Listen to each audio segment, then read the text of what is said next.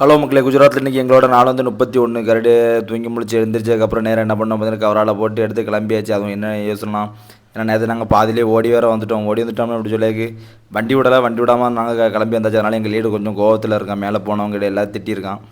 சரி இருந்தாலும் பரவாயில்லன்னு சொல்லிட்டு நம்ம கிளம்புவோம்னு சொல்லிட்டு நாங்கள் எல்லாருமே கிளம்பியாச்சு. கிளம்பி உள்ளே போனால் தான் தெரியும் என்னென்ன பிரச்சனையாக போகுதுன்ட்டு.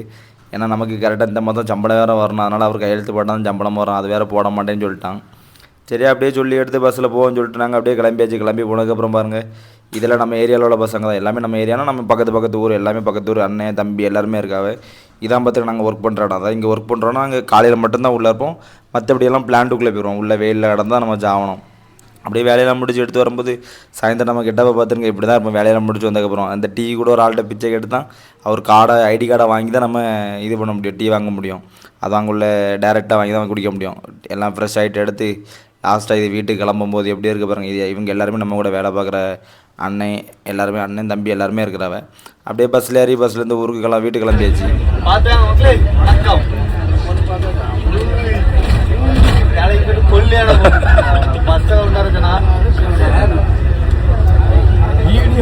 இப்படி தான் மக்களே நாங்கள் வந்ததுலேருந்து எங்களுக்கு ஒரே பிரச்சனையாக இருக்குது. மறக்காமல் இந்த வீடியோ பிடிச்சிருந்து எங்களுக்கு ஒரு லைக்கும் பண்ணி அப்படியே சப்ஸ்கிரைப் பண்ணி இந்த வீடியோ அப்படின்னு சொல்லி கமெண்ட் பண்ணுங்கள்.